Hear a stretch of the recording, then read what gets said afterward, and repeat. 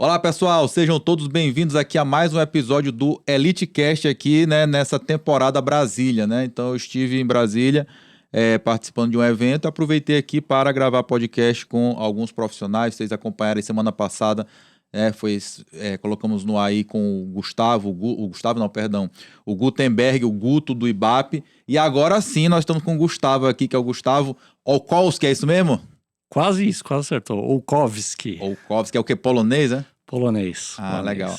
E vamos falar aqui então com o Gustavo. Para quem não conhece, ele vai já se apresentar, mas ele hoje é auditor de controle, né, de obras públicas, e vamos falar muito aqui sobre essa parte de obras, de carreira, de responsabilidade, de riscos, para você aí que pretende entrar nessa carreira de começar a participar de licitações, ou de repente você que já trabalha em algum órgão público. Vamos entender aqui quais são os principais problemas, os principais riscos, responsabilidades dessa atuação, porque afinal de contas, né, ninguém quer estar recebendo notificação aí, multa.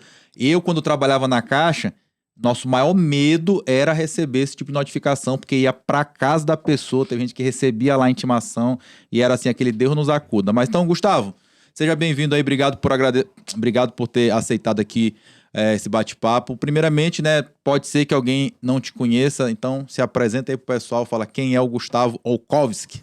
Agora acertei. Agora acertou, agora então tá sim. certo. Legal, Murilo. Obrigado. Primeiro agradecer, para mim é um prazer, né, mais uma vez estar junto com você e pela primeira vez presencial. Eu só vi o Murilo na internet, agora tô vendo presencial, ele existe de verdade, essa lenda da engenharia. Bem, eu sou o Gustavo, que nem o Murilo comentou. Eu trabalho desde 2009 no Tribunal de Contas da União como auditor federal de controle externo. Antes disso, trabalhei também em empreiteira. Trabalhei 8 anos em empreiteiras, fazendo obra pública e privada também. Mas pública comecei com 16 anos em empreiteira de obras públicas. E no TCU, então, desde 2009, no TCU, depois de 10 anos trabalhando com auditoria de obras públicas, na parte de fiscalização de obras de habitação, saneamento, mobilidade urbana, aeroportos. Aí depois, então, em 2019, fui trabalhar com o ministro, fui convidado para ser assessor de ministro lá no Tribunal de Contas da União, onde estou desde então. Então já fazem 6 anos que eu estou trabalhando como assessor de ministro. Então os votos, os acórdãos e as cartinhas, quem manda as cartinhas, sou eu que escrevo lá as determinações para fazer isso, fazer aquilo. Claro que, né, combinado com o ministro eu assessoro ele, sempre nessa área também de infraestrutura e obras públicas. Então vamos lá, vamos começar aqui. Nesses 16 anos aí na auditoria, hoje, tu acha que nesses 16 anos vem melhorando a qualidade das obras públicas, diminuindo o prazo, diminuindo a quantidade de aditivos, ou nesses 16 anos tu percebe que está piorando, está estagnado? Como é que tu vê isso? Vou contar um caso. Uma das primeiras auditorias que eu fiz, antes de trabalhar no TCU, eu trabalhei 3 anos também no Tribunal de Contas do município de São Paulo. Uma das primeiras auditorias que eu fiz, que vai responder a sua pergunta, eu peguei, era uma praça, eram obras de pracinha, né, em cidades, e o projeto era feito no antigo paintbrush. Então esse foi assim uma das primeiros casos, primeiras auditorias assim que eu fiz, já vi logo de cara. Isso daí era JPG, a extensão do projeto básico, né? E era comum. E se a gente pegar a própria quantidade de obras que o TCU manda paralisar, a gente vê que vem caindo bastante. Por quê? Existe um maior amadurecimento em geral da administração pública, assim, não só um amadurecimento, mas assim, isso reflete em vários aspectos, reflete em um melhor projeto, uma maior conscientização da importância de um projeto adequado. O SINAP também tem grande participação nisso, que ele foi evoluindo, né, e hoje ele é um sistema muito mais robusto do que era lá atrás, há 20 anos atrás. Então isso daí também contribuiu muito. A administração pública em geral, os engenheiros entendem mais o que é o SINAP. Antes você falava SINAP, eles falavam, o que é isso daí? SINAP é o que mesmo? Né, o pessoal falava isso daí. Hoje não, todo mundo conhece, mesmo quem não trabalha com obra pública, conhece o SINAP, sabe aonde buscar o SINAP, o que é o SINAP, ainda que não tenha aquele conhecimento da profundidade, mas sabe o que é. Isso daí a gente vê nos orçamentos também. Então, quantidade de obras com sobrepreço, com superfaturamento, caiu drasticamente. Antigamente também, logo que eu entrei no TCU, era quase comum a gente fazer uma auditoria e encontrar 20%, 30% de sobrepreço. Era uma coisa... Ninguém se espantava com isso daí. Hoje em dia, quando o tribunal acha 10%, 15%, é raro. E quando acha, é aquele... Nossa, conseguimos achar isso daqui, né? Geralmente é um órgão mais desestruturado, não é comum. Então, sim, estamos melhorando. Nunca caminhando na velocidade que a gente deseja, mas estamos melhorando sim. É nítida a melhoria na administração pública. Excelente. A gente também, eu trabalhei na Caixa, né, durante 17 anos e a gente percebia que, na minha visão, um dos grandes problemas eram as equipes técnicas dos municípios, né? Que assim, a gente percebia que não era tão valorizado, né? Então o profissional muitas vezes ganhava muito pouco, o engenheiro lá da prefeitura, e com isso acabava que a prefeitura para ele era meio que um bico, né? Ele tinha que fazer várias outras coisas. E o pessoal até que aceitava. Olha, não, é porque o engenheiro só vai lá uma vez por semana. Claro, o cara ganhava, sei lá, R$2.000. Então ele não tinha dinheiro para se capacitar. A prefeitura não oferecia capacitação para ele. Muitas vezes ele encontrava uma oportunidade melhor, saía, chegava um novo totalmente do zero. Então, assim, não tinha aquela continuidade. Quando mudava a gestão também, sempre mudava todo mundo, então a gente percebia muito isso e eu acho que esse para mim era um dos pontos principais que levava a, muitas vezes até a Caixa ser taxada como burocrática na época, porque, pô, volta demais o projeto, né, já vem aqui uma lista de pendência, a gente arruma, aí só que ele arruma uma coisa e desarruma outra, e aí volta de novo. Então acabava que a Caixa era taxada como burocrática, mas porque estava realmente exigindo o mínimo. Como é que tu enxerga isso? Nesse quesito específico da valorização profissional, tu acha que também tem melhorado ou ainda continua dessa forma? Eu vejo que estamos melhorando, de novo, né? A passos mais lentos do que gostaríamos, mas estamos melhorando. A gente ainda é uma realidade a gente pegar um edital de concurso público e encontrar um cargo de engenheiro pagando R$3.000, né? Um valor, ou seja, que é muito abaixo do piso da categoria e que realmente força o engenheiro a essa situação, o engenheiro ou arquiteto também, né? A essa situação que você comentou, de ele usar ali o serviço público como um bico, ele não consegue se dedicar como deveria integralmente, acaba por conta dessa baixa valorização. Ainda existe isso, é uma realidade, principalmente em municípios, mas a gente vê que em nível geral, no governo federal, e essa situação já melhorou bastante. Nos estados, tem melhorado bastante. Nas empresas estatais, em geral, né, melhorou muito essa situação. E em prefeituras, isso está melhorando. Ainda existe essa situação de baixa valorização, mas está melhorando. O CREA tem algumas ações, né? Então, por exemplo, em São Paulo, eu conheço mais, eu sou paulista, né, paulistano, mas então eu conheço um pouco mais do CREA de São Paulo. O CREA de São Paulo ele tem algumas ações justamente para detectar quando sai um edital de concurso público com um valor baixo, um valor abaixo do piso, ele já automaticamente já entra com representação, já questiona, já vai atrás para evitar, né, essa conduta. Então, em São Paulo, por exemplo, tem tido já os próprios órgãos, as próprias prefeituras, eu vejo que muitas delas já têm até o receio de, pô, vou soltar isso daqui, é a vergonha que já deveria ter, né, a vergonha na cara, né? Eu vou soltar isso daqui, eu sei que o CREA vai encher o meu saco. Ainda não está no Brasil todo isso, deveria estar, né, essa prática. Mas eu acho que já começou isso e tende a melhorar. Eu sempre digo também que nenhum país cresce. Tem 3 profissões básicas, né, para um país crescer: professor, médico e engenheiro. Nenhum país consegue se desenvolver sem valorizar essas 3 profissões. E isso também não é da noite para o dia. Então, assim, eu vejo que estamos melhorando, não na velocidade que a gente quer. Ainda tem esses casos, mas eu espero que seja cada vez mais raros, né? Quanto a isso, eu até vi um estudo aí que o Confea, ele tá toda vez, o Vinícius Marquesi lá, tá divulgando, que é exatamente essa questão, né, da quantidade de profissionais que ingressam no curso de engenharia. Cada vez diminuem mais, então se formam menos profissionais. Então, comparado com outros países, né, tanto o país desenvolvido como o país aqui da nossa vizinhança, a quantidade de profissionais de engenharia que o Brasil tem é muito pouco.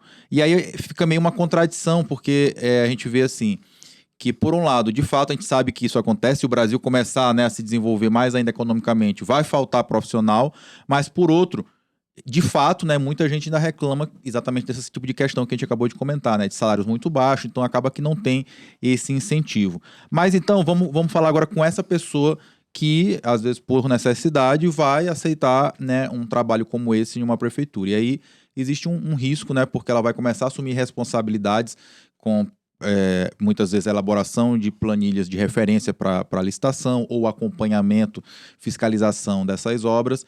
E acho que o auditor, a auditoria, quando vai fazer, ela não leva isso em consideração, né? A pessoa, no momento que ela fez lá a planilha dela, que ela assinou o boletim de medição, ela está se responsabilizando.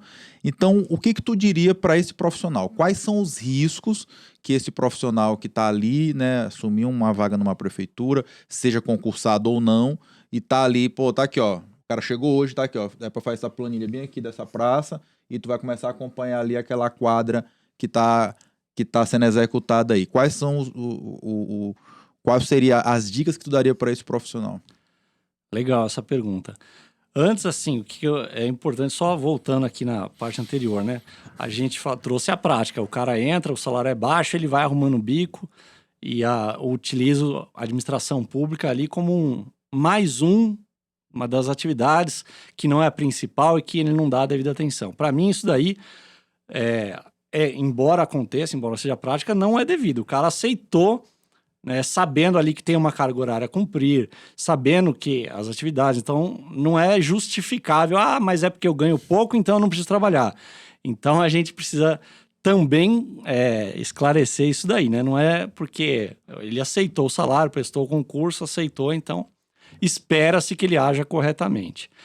E muitas vezes ele entra e aceita esse salário também pelo desconhecimento da onde ele está entrando, né? Da responsabilidade. Da responsabilidade dos riscos que ele vai assumir. Na iniciativa privada, se ele errar uma planilha, o que vai acontecer? Se ele trabalhar de funcionário, errou a planilha, vai dar prejuízo para a empresa. Vai dar prejuízo para a empresa. E para ele, o que vai acontecer? Ele vai, no máximo, ser mandado embora. É isso daí que vai acontecer. No serviço público é diferente, né? No serviço público, é o CPF dele que está muito mais em jogo. Então, eu errei ali um orçamento para mais. Um órgão de controle identificou ali o problema, que esse erro, o órgão de controle vai questionar. E se causou um sobrepreço, causou um prejuízo, então esse profissional, ele vai responder por esse prejuízo. Então, digamos ali uma obra de... pegar um valor aí de uma obra padrão, aí de uma creche de uns 4 milhões, uma escola aí do FNDE. Digamos que ele errou ali e causou um prejuízo de R$500 mil. Tanto na planilha quanto depois na fiscalização, mediu a mais, não entende as regras, mediu a mais e tal. Causou um prejuízo de R$500 mil. O que vai acontecer? Ele vai responder com o CPF dele nesse prejuízo. Então, ele vai receber a cartinha que você comentou no início. A cartinha que o TCU manda é assim. Eu adoro, acho... não tem nem palavra aqui para descrever essa cartinha, mas é curiosa, vamos dizer, né?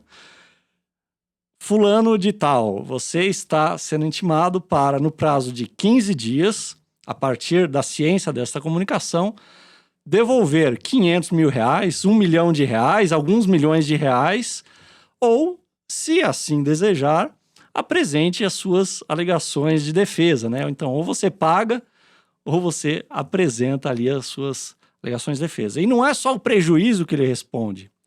O prejuízo é a primeira parte do que ele vai responder. Depois, o prejuízo que ele causou. Depois, além do prejuízo, ele vai responder por uma multa, ele vai receber uma multa. Quanto que é essa multa?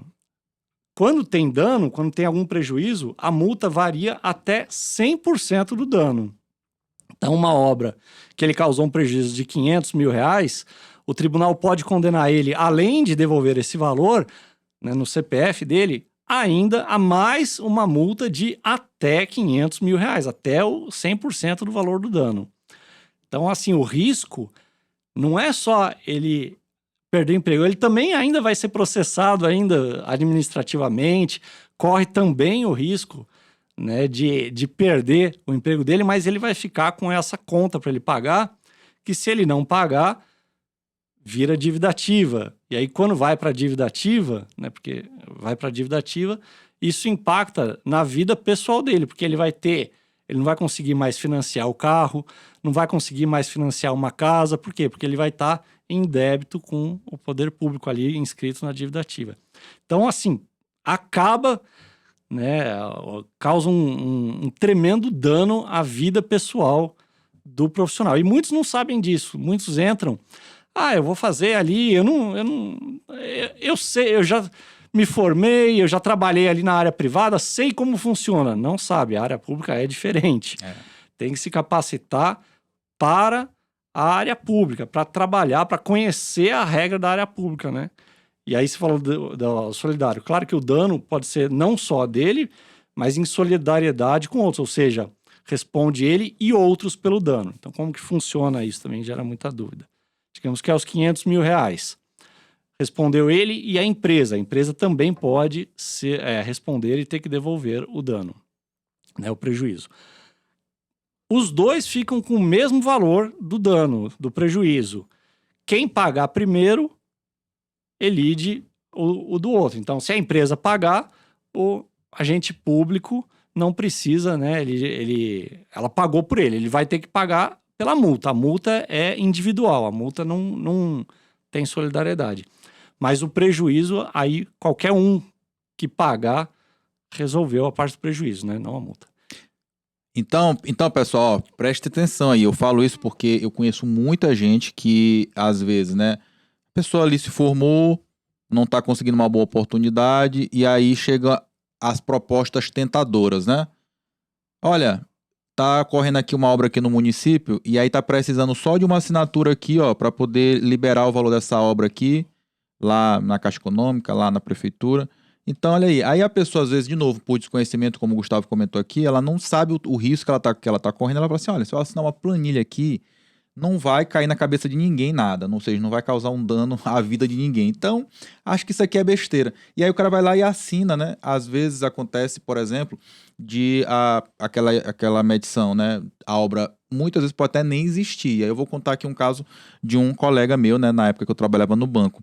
Ele foi fazer uma vistoria por amostragem, né? Ele chegou lá, tinha 50 casas para ele olhar. Ele foi lá, viu umas 30 ou 40, e algumas eram em povoados mais afastados. E aí ele confiou, né? E não foi lá realmente ver.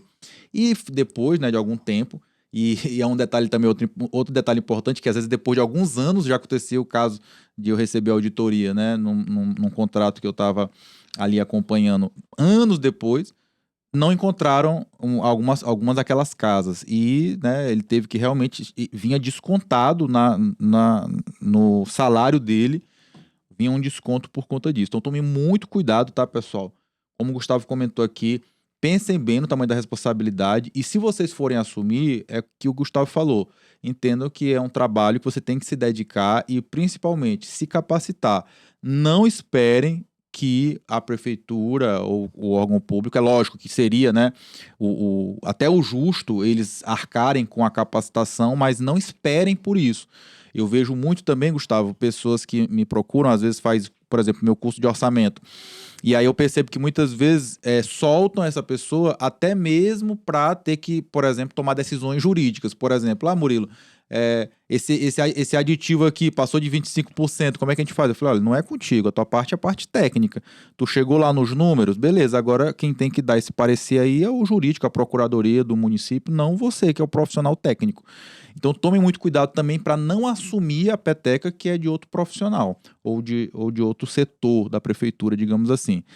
Agora, Gustavo, dentre essas esses teus anos aí de experiência com auditoria, o que tu enxerga que seja o principal motivo, né, de muitas dessas obras se arrastarem por muitos anos? Onde é que está a principal falha? A principal falha está no projeto, a principal falha está no orçamento de referência, a principal falha está na construtora que mergulhou demais o preço, no acompanhamento. Onde é que está aí o grande X da questão? Legal. Só falar assim, é muito importante a gente ver, né, que as profissões hoje em dia, muitas vezes elas se misturam, né? Então, com o Sinap se popularizou, acabou que a gente vê que procurador já se sente habilitado a... Não, eu tenho o Sinap, é só pegar o preço ali do Sinap, então ele já começa a entrar, o jurídico já começa a entrar na área da engenharia de custos. E o inverso também, né? O engenheiro não basta só a engenharia, ele tem que conhecer de direito, porque ele vai ser cobrado, que nem você comentou, né? Na administração pública ele vai ser cobrado muitas vezes mais pelo aspecto jurídico de conhecer a lei do que pelo aspecto técnico de simplesmente elaborar o orçamento, né? Até um ponto, eu foco muito nos meus cursos justamente essa parte, trazer o jurídico sem o juridiquês, mas para o engenheiro, para o arquiteto conseguir entender, quem não é da área conseguir entender como o funcionamento, né? Então é muito importante essa interdisciplinaridade. Aí são várias disciplinas que hoje em dia fazem o profissional que trabalha no setor público. E em relação a obras, a gente visualiza bastante assim que tem... Bom, primeiro, né? O TCU ele tem um acompanhamento sobre obras paralisadas. Anualmente ele faz esse acompanhamento. Esse ano aqui foi em abril que ele fez o balanço das obras paralisadas, divulgou. Fica disponível lá no site do TCU. E eu recebo, assim, quando eu até publiquei no meu Instagram, muita gente perguntou, mas e as causas, né? Quais são as causas? O grande problema de falar assim, as causas são essas, é porque os próprios órgãos, eles não fazem essa análise de causas. Então é muito difícil para um órgão de controle que está fora falar, olha, as causas principais são essas. Os órgãos deveriam fazer um momento ali de falar, bom, por que essa obra está se arrastando? Por que a gente está com um prazo atrasado? Por que a obra paralisou? Eles não fazem isso, né? Então já fica difícil de falar, ó, o problema é esse. O que a gente percebe, isso daí é uma percepção geral, é que, primeiro, também não tem só uma causa. Geralmente, quando a obra paralisa, é um conjunto de fatores que faz ela paralisar. Não é muito raro que não, é só essa causa. E aí, quais são esses fatores que geralmente em conjunto geram uma paralisação, um atraso significativo? Vai de todas as fases. Primeiro, a parte de planejamento. Uma planilha subestimada ou superestimada, tanto faz para mais ou para menos, ela vai gerar um problema na execução. Por quê? Seja para fazer um aditivo, então vai faltar serviço ou vai faltar quantidade, vai ter que ser feito um aditivo. Seja porque, se ela está a mais, a empresa vai querer receber a mais e não vai poder receber, o fiscal vai medir a menos, vai causar um ruído ali na obra, né? Um conflito na obra. Então, já começa na parte de planejamento, a planilha e o projeto, né? O projeto também, um projeto deficiente, vai gerar a necessidade de complementação ao longo da obra e, de novo, vai paralisar, muitas vezes tem que paralisar para arrumar o projeto, ou esse conserto do projeto acaba impactando no prazo, ainda que não paralise, mas impacta no prazo, impacta no custo, impacta de novo, né, na formalidade, na burocracia para fazer aditivo. Então, o primeiro ponto vem de lá de trás, é a deficiência no planejamento. É sobre isso que trata o teu livro, inclusive, ó, pessoal, só para mostrar aqui, ó, esse aqui é o livro do Gustavo, Planejamento de Licitação de Obras Públicas de Edificação e Saneamento, tá? Esse aqui é meu, ó, autografado, então fiquem aí com essa inveja aí. É sobre isso que trata o teu livro? O meu livro ele trata sobre essa fase, toda essa fase interna da licitação, da elaboração até o momento de soltar o edital. Então, a gente fala lá de trás, desde o estudo técnico preliminar, que é entender a necessidade da administração, a melhor solução, desenvolvimento do projeto, então do projeto básico, do projeto executivo, como elaborar o projeto, falo disso, como elaborar a planilha. Não é um livro de orçamento, mas traz regras gerais que devem ser observadas para elaborar a planilha orçamentária e depois na elaboração do edital. Então, ele fala dessa parte inicial, que é um dos pontos para uma das causas, né, comuns de problemas em obras. Tem também, superado essa fase, tem uma fase, e aí pode ser, vamos trazer aqui primeiro para o lado da empresa. A empresa, às vezes, ela mergulha demais o preço, Ou a empresa não tem condição mesmo, ela participa da licitação porque ela aprendeu a participar, mas ela não sabe ali executar. Vou fazer, depois eu vejo o que dá, né? Mas aí, nesse caso, não seria uma falha lá do edital que permitiu que essa empresa participasse? Também o edital, de novo, não soube peneirar, né? Porque na administração pública, o privado ele consegue colocar não, essa empresa não tem condição, vou tirar ela, não quero que ela execute o meu objeto. Na administração pública, essa peneira não pode ser subjetiva, não pode ser o agente público trazendo essa peneira. Ela tem que estar no edital. E aí, se o edital não trouxe uma peneira adequada, ele deixa passar isso daí. Então, também é uma fase, mas é uma falha do edital. Mas também tem outros momentos que a empresa vive que tem problema de mão de obra, problemas gerais ali do engenheiro, que às vezes não é devidamente capacitado para acompanhar, enfim. Tem vários outros problemas, a empresa começa, né, a trazer isso para refletir isso na obra e vai dando uma sequência aí de problemas, inexecuções, ou às vezes a empresa visa o lucro. Então, deixa eu ver se eu consigo maximizar o meu lucro. Como que você vai maximizar? Aí ela começa a usar material de baixa qualidade, aí o fiscal manda substituir, aí começa a dar os problemas, né? Então, tudo isso daí pode acontecer. Então, tem uma parte de culpa da empresa ou outra parte também de culpa do fiscal, que a empresa traz as dúvidas para ele, tô com um problema uma dúvida de projeto, aí o fiscal, vou ver, e não vê, não toma nenhuma atitude, ou não libera frentes de serviço, novas frentes de serviço para a empresa. Então, tudo isso daí pode vir, né? São causas que a gente vê com frequência de atrasos e paralisações de obras. Então, a omissão do fiscal em efetivamente fiscalizar, a empresa que às vezes traz esses problemas internos dela para a obra, seja porque o preço está baixo, ou às vezes o preço não está baixo não, mas é a gestão, né? São muitos profissionais, muitas disciplinas, muitos materiais que tem que se combinar e acaba trazendo ali, se o engenheiro da empresa não for bom o suficiente para coordenar todas essas atividades, aí acaba refletindo ali na obra, depois a empresa vai acabar sendo multada, e aí quando é multada, aí pronto, aí ela tem que pagar, começa a pagar para trabalhar, aí abandona a obra. Então são vários problemas, né? Eu diria que esses três, junto com a falta de recursos, que também às vezes acontece, né? Então a administração pública contrata e depois não tem recurso para executar a obra. Então isso daí também acontece. Esses são os principais, assim, se a gente traçar um panorama. Não vai fugir muito disso, mas, de novo, a administração pública deveria fazer essa análise e mais certeira de falar, essa obra parou por causa disso, essa por causa daquilo, para entender melhor o momento, né?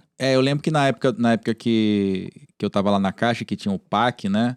Eu lembro que tinha um ponto de controle que a gente fazia, né? Então tinha reuniões mensais e muita gente percebia que o mesmo problema, ele passava 5, 6, 7 reuniões, ficava encravado na mesma coisa, então realmente era bem desgastante isso e uma cobrança muito grande aí do governo federal para que essas obras desenrolassem. Tanto é que quando lançou o PAC 2, muita coisa de... O PAC 1, né, tentou fazer muita coisa de obra, mas faltava projeto, então o PAC 2 já começou a liberar projeto, porque realmente os projetos eram muito ruins. Então, como tu falou aqui, veio uma crescente, né, melhorando ainda, né, numa velocidade menor do que a gente gostaria, mas com certeza veio melhorando. Agora, deixa eu te fazer uma pergunta aqui. E se você fosse dar uma dica agora para quem está do outro lado, né? Então, por exemplo, uma pessoa às vezes está aí começando a fazer obras privadas e aí ela, tô começando a gostar aqui dessa parte de obra pública. Estou querendo começar a participar. Quais são as tuas dicas, né, para aquela empresa que quer começar a atuar nessa área para tentar mitigar os riscos, né, começar da maneira certa, com o pé direito? Tem dois pontos que eu acho que assim, é essencial para essa empresa, para ela observar. Primeiro, é muito comum, e é um equívoco, as empresas querem participar, então eu quero aprender, que nem você falou, estou na área privada, mas eu estou vendo ali uma oportunidade na área pública, né, que eu vou começar a aprender licitação. Aí o que ela faz? Ela aprende licitação, faz algum curso, mas ela se preocupa geralmente, eu diria que vamos dizer assim, uns 80% das empresas, a preocupação dela é até assinar o contrato. Ela quer saber o quê? Quer ganhar. Quer ganhar. Como que eu participo de uma licitação? Como que eu me cadastro? O que é a disputa? Como que eu faço a concorrência tal? Ah, então tá bom. Ela aprendeu esse passo inicial da fase, né, de licitação, a fase licitatória, assinou o contrato, pronto, daqui para frente pode deixar comigo que eu me garanto. E esse é um dos grandes equívocos, né? Ela entra, de novo, a gente voltou, né? Ela vai entrar ali num buraco que ela não sabe como que é a profundidade desse buraco. Então, não basta se capacitar somente até a licitação, ela tem que se capacitar até a execução. Por quê? Porque a lei de licitações, ela traz regras bastante diferentes da área privada para toda a execução. Então, tem regra de aditivo, tem regra de reajuste, tem regra de reequilíbrio econômico financeiro, tem regra para fazer o recebimento da obra, tem regra para fazer medição, tem regra para fazer o pagamento. É totalmente diferente. Então, ela precisa, né? O profissional, ele precisa se capacitar no processo todo. Não basta só aprender a participar, a mexer no sistema, né? O cara quer mexer no sistema, compra as Gov, aprendi, ok, é isso daí. Então não basta só isso, tem que fazer tudo. E o outro ponto, ele precisa o quê? Estudar quem que é o cliente dele. A administração pública é o cliente dele. Ele precisa conhecer as regras, de novo, e estudar quem que é o cliente. Por quê? Porque tem órgão que é enrolado para pagar. E aí ele pega, eu aprendi a participar de licitação. Aí ele ganha uma licitação aqui, uma no outro estado, né, uma em Brasília, uma em São Paulo, uma em Manaus, a outra ele vai ganhando Brasil afora a licitação. E aí ele não se atentou de que um órgão, ele começa a ficar na barriga vermelha, né, o fluxo de caixa dele está todo direcionado para as obras, e aí ele pega ali algum ou outro órgão que demora mais para pagar, ele quebra. Ele não tem saúde para... Né, a empresa dele não tem capacidade econômica para suportar um atraso. Então, por exemplo, a administração pública, ela tem... são as cláusulas exorbitantes. As cláusulas exorbitantes ela permite que a empresa... que ela atrase o pagamento da empresa e a empresa não pode fazer nada. Até 2 meses, se ela atrasar, a empresa não pode fazer nada em relação a isso. Então, assim, já começa a empresa ter que... Ela custeou aqui, até ela esperar a medição, apresentar, o fiscal atestar, dar o ok para ele emitir a nota. Emitiu a nota, a administração ainda vai atrasar, ele está sempre custeando os serviços lá de trás. Então, esse é o tamanho do passo. A empresa tem que tomar cuidado de onde que ela está entrando, né? E dosar o passo dela de acordo com a carteira de clientes dela. Porque se ela pegar ali, se ela não é uma empresa muito estruturada, está com muito serviço, e ela pega ali uns 3, 4 órgãos que vai dar trabalho para pagar ela, pronto, a chance de ela quebrar. E aí ela quebra, ela paralisa a obra, começa a ficar pior, porque aí ela começa a tomar penalidade, tomar multa por uma obra que ela paralisou, que ela atrasou. E aí entra numa bola de neve, né? Cada vez vai ficando pior até um dia que ela quebra e não suporta mais. Então, essas 2 dicas, a capacitação ao longo de todo o ciclo da obra, do início até o recebimento, e a questão de estudar o cliente dela, né? Sabendo dessas regras, estudar aonde que eu estou entrando, qual que é esse cliente. Vender para o governo federal é diferente de vender para uma prefeitura X, que é diferente para vender para o estado Y. O ritmo de pagamento, né, costuma ser diferente. Então, tudo isso daí é muito importante para quem está querendo entrar a começar a trabalhar com obras públicas. É verdade. Como tu falaste aqui, eu conheço bastante gente que entrou e quebrou, né? Porque realmente não deu conta. Por vários motivos, né? Então, é o que o Gustavo comentou aqui. Às vezes atraso de pagamento, às vezes deu um desconto muito, muito grande. Já teve caso da pessoa contratar entre aspas aqui, bem entre aspas mesmo, um planilheiro que simplesmente diminuía, dava um desconto linear na planilha dele de 20%, sem de fato analisar, fazer uma curva ABC, olhar quais são os serviços mais impactantes, analisar o projeto, analisar os quantitativos, enfim. Então, pessoal, tomem muito cuidado, porque, de novo, não basta ganhar, né? Ganhar é só a primeira parte. Já teve realmente pessoas que eu vi, né, o sofrimento que elas tiveram para poder conseguir terminar uma obra e os problemas que ela passou. Então, ele falou, um dos rapazes que eu atendi, ele falou assim, Murilo, teve um momento que eu ia na obra, eu tinha que ir já com capanga do lado, porque eu já estava devendo já os funcionários daquela região, tudo, os comércios, enfim, se argolou. Agora, Gustavo, vamos falar um pouquinho sobre não posso nem, será que eu ainda posso chamar de nova lei de licitações? A nova lei de licitações, porque assim, o que eu percebi, eu estava na Caixa nesse período, que aquela fase de transição, a maioria, pelo menos lá no Maranhão, dos órgãos públicos ainda estavam com a Lei 8666, né? Ficaram com medo de fazer a transição. Somente quando de fato, né, foi obrigatório que eles começaram a se mexer. E aí eu mesmo, né, por exemplo, eu também tenho um curso de orçamento. Muita gente falava assim, Murilo, quando é que tu vai atualizar o teu curso com a nova lei de licitações? Eu falava, não, espera um pouquinho para eu ver como é que vai ser o andamento disso, porque tinha coisa ali que eu tava realmente querendo ver como é que ia funcionar. Um exemplo aqui, aquela questão lá, né, do critério máximo de desconto de 25%. Lá no início, tinha alguns órgãos públicos que realmente o cara passou de 25%, desclassifica, inabilita, né?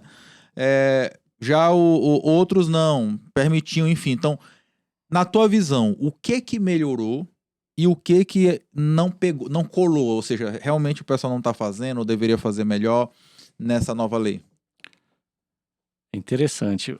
Se a gente pegar a lei antiga, 8666, ela era de 93, e demoramos 20 anos para entender o que era um projeto básico. Até nesse período, o projeto básico, muitas vezes o pessoal fala, não, o projeto básico é algo simplório, é algo bem simples, aí depois faz o projeto, né? Muitas vezes chegavam lá na Caixa só com uma planta baixa, achando que aquilo era o projeto básico. E quando a gente pedia, né, não, precisa do projeto de instalações, né? Aí o pessoal fala, mas essa Caixa é muito burocrática. Exatamente, e foi um processo longo, né, para internalizar esse conceito. E eu acho que hoje a gente eu ainda acho que pode chamar ela de nova lei. Por quê? Porque esses conceitos ainda não foram internalizados, né? Os conceitos da lei de licitações, que é de 2021. Apesar de ser de 2021, foi a partir de 2024 que realmente foi, agora acabou a outra, é obrigado a usar essa. E o Brasil todo, tirando um ou outro órgão que é exceção, a exceção da exceção, todo mundo só foi utilizar mesmo depois que tornou obrigatória essa legislação, né? Depois que virou obrigatória a partir de 2024. Então, veja, em 2024 para agora, a gente está em 2025, né? 2024, 25 e agora... E ainda tem muita coisa rodando, né? Que tá rodando ainda sobre a Lei 8666. O que já tinha continua até acabar, né? Então, a gente ainda está nessa transição. Então, acho que é sim uma lei ainda nova, porque é recente, 2 anos não é nada, né? E estamos aprendendo. Eu acho que melhorou? Eu acho que ela vai melhorar muito. Eu acho que ela tende a melhorar muito. Por quê? Porque ela dá ênfase por exemplo, a planejamento. Então, ela tem até um princípio que é do planejamento, mas ela obriga o órgão a ter um cuidado maior na parte de planejar a sua obra. E ela traz junto com isso também, ela até em termos pesados, né, responsabiliza o projetista, assim, ela traz uma grande responsabilidade para os projetistas. Então, assim, ela tende a fomentar essa melhora na parte de planejamento. Ela traz outros mecanismos também bastante modernos que podem contribuir. Então, se a gente pegar arbitragem, não tinha sido previsto isso na lei antiga, né? Arbitragem, câmara de dispute, né? O dispute boards, ou seja, métodos alternativos para a resolução de conflitos. Então, se tinha antes um contrato antigo, um conflito entre a empresa e o fiscal, né, e o órgão contratante, eles tinham que se socorrer ao Poder Judiciário. E aí demorava 10, 20 anos para sair a decisão. Então, ela traz essa novidade, traz a arbitragem, traz meios mais ágeis para tentar resolver mais rápido o conflito. Então, isso daí... Mas também, está pegando ainda... O Brasil mesmo ainda não tem Se todo mundo resolver usar arbitragem, não tem árbitro para fazer. A Câmara de Disputa ainda não está devidamente regulamentada para ser aplicada. Então, a gente está num processo. E tem muitos outros mecanismos também de sanção. Mudou as regras para sanção, né? Então pode tirar em vez de acionar, ter que pegar da garantia, né? A empresa vai pagar pela garantia, ela pode pagar ali com o saldo, né? A primeira hipótese é de pagamento pelo saldo remanescente dela, descontar direto os pagamentos dela. Então, ela trouxe esses vários mecanismos. Na parte de qualificação, ela trouxe também, né, a possibilidade de exigir que a empresa apresente atestado, mas o atestado não é qualquer atestado que ela executou o serviço. É atestado que ela executou o serviço, mas é o bons antecedentes, né? Ela executou corretamente aquele serviço. É o que a gente chamaria de ficha cadastro negro ou cadastro branco, enfim, depende da forma que você enxerga. Mas ela trouxe esse mecanismo que também está né, agora a gente está começando a regulamentar esses mecanismos. Antigamente a empresa prestava um serviço ruim para um órgão, para o outro, aí pegava o atestado desses dois, juntava e começava a pegar obras cada vez maiores e sempre prestando uma porcaria de serviço, dando trabalho, atrasando. Agora, a lei de licitações ela prevê de que pode ser exigido o atestado e esse atestado tem que estar constando que ela fez corretamente o serviço, né? Então, de acordo com algumas regras, alguma regulamentação ainda pendente. Então, isso daí tende a melhorar. Mas, de novo, a gente está muito jovem ainda, né? 2, 3 anos só de lei de licitações. Vai demorar aí alguns anos para de fato pegar, falar, isso pegou, isso funcionou, isso de fato melhorou. Então é um conjunto de medidas que eu acho que vai melhorar. Sou super otimista com a nova lei de licitações, a 14133, mas acho que ainda a gente ainda tem muito fresco na memória a legislação antiga, muita gente apegada ao eu sempre fiz assim, por que agora eu tenho que mudar? Agora uma outra pergunta que as pessoas fazem muito, eu já percebi também no teu Instagram lá que o pessoal pergunta muito. E quem quer ser auditor? Como é que faz? Tem esperança de ser auditor? Olha, tem esperança. O concurso do TCU é recorrente, é um concurso dificílimo, né? Que são 300 e tantos candidatos por vaga, na média ali, e é um concurso dificílimo. O que acontece é que o auditor de obras, né, teve alguns anos, o tribunal ele fazia o concurso de auditor de obras públicas, né? Eu, inclusive, passei nesse concurso. Ele é um auditor geral, mas que na prova, tem um peso muito grande para as disciplinas de obras públicas. Ele fez esse concurso em 2005, 2007, 2009 e 2011. Qual que era a realidade do país naquele momento? O tribunal ele se adapta muito à realidade do país. Naquele momento existia PAC, existia muita contratação do governo, contratação direta de obra, então era o governo contratando obras, né? Em um dado momento, hoje, o governo ele não tem essa excesso de contratação de obras, ele faz muito por meio de parceria, né? Concessão, desestatização, PPP. Então mudou a forma de o governo investir em obras públicas. Ainda tem obras, né, que ele custeia, que ele contrata, que ele executa, mas em boa medida, né, as grandes obras, ele mudou a forma de executar. E o tribunal ele refletiu isso daí no concurso dele. Então, hoje em dia, na realidade atual, não faria muito sentido ele fazer um concurso específico para obras públicas. Ele prefere fazer um para regulação, né, com foco maior em regulação. Então, ele vai adaptando o edital de acordo com a realidade do governo, né, a forma que o governo tem trabalhado. Então, desde 2011, se não me falha a memória, foi 2011, foi o último concurso de auditor com foco em obras. Ele ainda faz recorrentes concursos para auditor, mas geral, não tem um foco em obras que nem teve aquilo lá. No meu caso, lá quando eu fiz, era peso 3. As matérias de engenharia, se não me falha a memória, eram peso 3 e as outras peso 1. Foi graças a Deus com isso daí que eu consegui passar, senão... Mas na época tinha uma lenda urbana, não sei se é verdade, que teve até dentista que passou para auditor de obra. Isso é verdade ou não é? Teve a lenda. Isso não é lenda, isso é realidade. Tiveram 2 dentistas que passaram para auditor de obras. A carreira de auditor, o que acontece? ela é uma carreira geral. Na lei, depende de lei, né? Então, todo cargo na administração pública depende da legislação.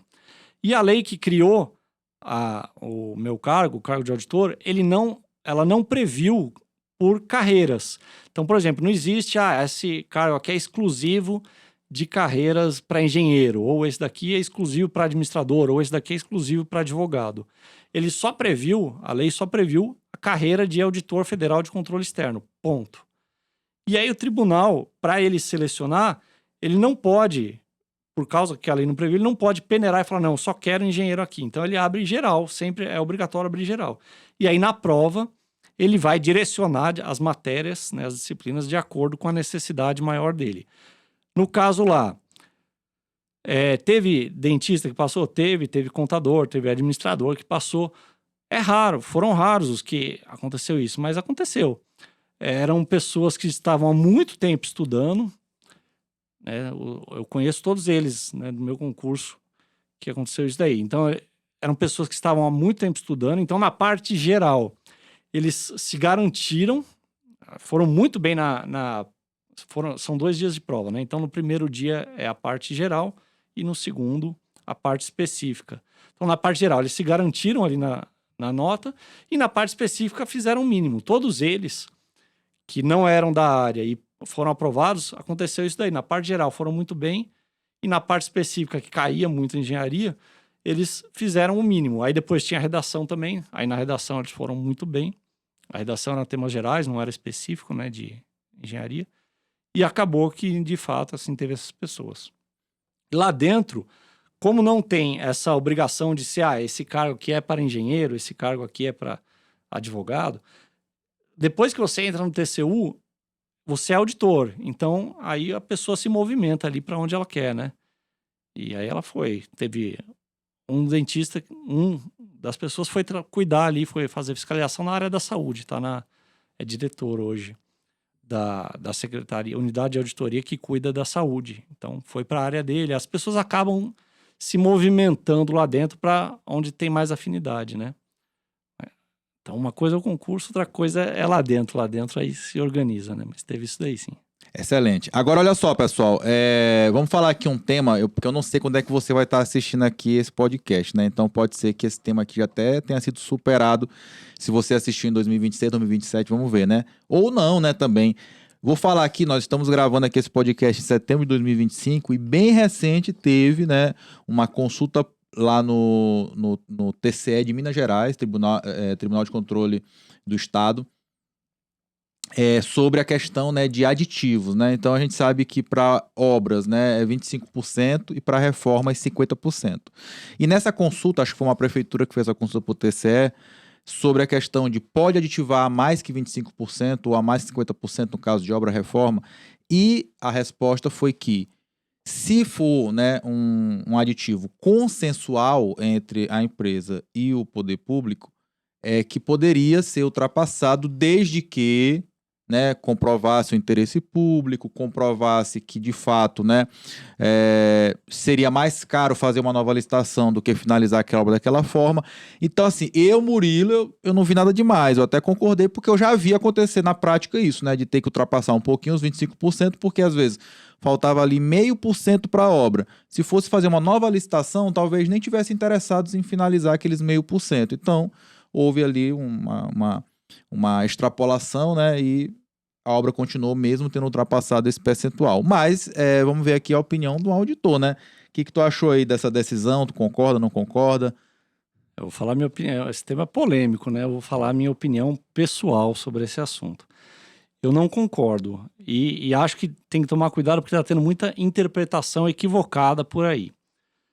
Bom, primeiro, se a gente pegar a parte de aditivo, tanto da lei 8666, da antiga lei de licitações, quanto da nova lei de licitações, ela é similar. Então, nesse ponto, foi um dos poucos pontos que o legislador não mudou nada. Por que ele não mudou?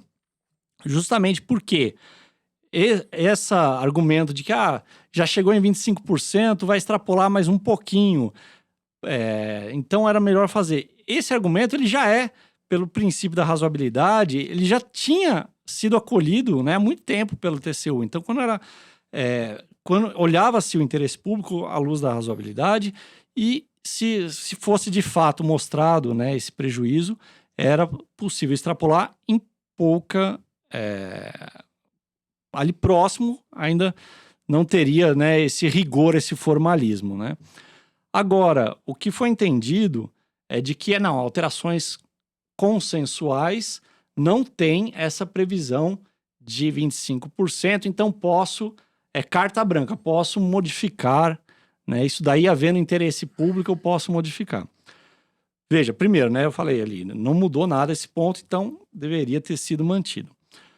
Outro ponto, o fato de a lei não falar nada, a gente sabe que pela legalidade, os princípios da administração pública no artigo 37... Famoso LIMP, né? É o LIMP, legalidade, é o artigo 37 da Constituição, legalidade, impessoalidade, moralidade, publicidade e eficiência, que veio depois, só em 95.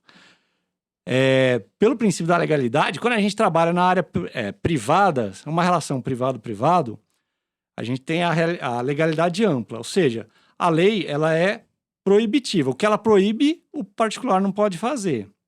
Se ela não falar nada, ok, o particular pode fazer. Quando a gente vai para o direito da área pública, no direito público, a lei ela é a legalidade restritiva, né? A legalidade estrita, que a gente chama. Que é o quê? Não é o que ela não fala que o agente público pode fazer. É o contrário. O agente público ele só pode fazer o que ela fala, o que a lei fala. Então, ela não falou essa questão a lei é clara, ela diz, ela tem no 124, inciso 2, ela diz quais são as alterações consensuais que podem ser feitas. E ela não falou que a alteração qualitativa ou quantitativa consensual pode ser feita. Então, essa interpretação, ela não é compatível, né, com o princípio da legalidade no direito público. Ah, mas você não acha que é interessante? Não interessa o que mas isso é bom. Não interessa o que eu acho, não interessa o que o Murilo acha. Interessa o que o legislador achou. Então, se é bom, ok, muda a lei. Muda a lei e vamos fazer. Mas com essa lei, não interessa, mas é interessante fazer isso. Não tem essa margem de... Porque se começar... Todo mundo, não, mas eu acho que isso daqui é bom para administração. Não é discricionário. Não é discricionário, isso daqui é bom para administração pública, eu vou fazer. Então rasga a lei, vamos viver na anarquia e o que eu acho que é bom vai ser feito.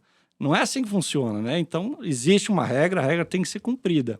Por mais que eu acho que às vezes é vantajoso, mas não foi o que o legislador falou. Então a gente tem que, não pode... fazer uma analogia bem simplória, né? Eu vejo aqui um lugar bom para eu estacionar, mas tem uma placa lá que não pode estacionar. Mas é bom, não vai atrapalhar ninguém, então eu posso. Né? Se eu não estou atrapalhando ninguém, eu posso estacionar o meu carro aqui. Não, existe uma regra de trânsito. Se aqui está falando que não pode, ou você muda a regra dizendo que ali pode, ou você não pode parar. Então, essa é a interpretação que, a meu ver, assim, não é compatível com a regra hoje em dia da lei de licitações. E outro ponto muito importante... eu vejo gente do Brasil todo falando, agora pode, agora pode. Veja, é uma decisão, você falou, do Tribunal de Contas do Estado de Minas. Ela só vale para as obras. Aliás, não era nem para obra, né? Ela foi feita em um processo, uma dúvida sobre aterro sanitário. Então, é para serviço continuado. Ela não falou de obra, ela falou de serviço continuado. Esse é o primeiro ponto. Não falou nada de obra. E o segundo ponto... a jurisdição dela é só em Minas Gerais. E com recurso do governo, né? Com recurso federal não é... Exatamente. Quando a gente faz interpretação de legislação, ela só pode ser aplicada em contratos de serviços continuados em Minas Gerais que sejam custeados 100% com recursos do Estado ou dos municípios de Minas Gerais. Então, se tiver R$1 de recurso do governo federal... A regra que tem que seguir é a do governo federal, é de quem está, né, do ente federal, do governo federal. Então, se tiver R$1 de recurso, ela já não vale, já não pode ser aplicada, tem que ser aplicado a regra normal que o TCU tem utilizado até hoje, até que ele mude. Particularmente, eu espero que não, e estou desde 2009 lá, tô fazendo 16 anos lá, não acredito que vai ser fácil de mudar essa regra, né?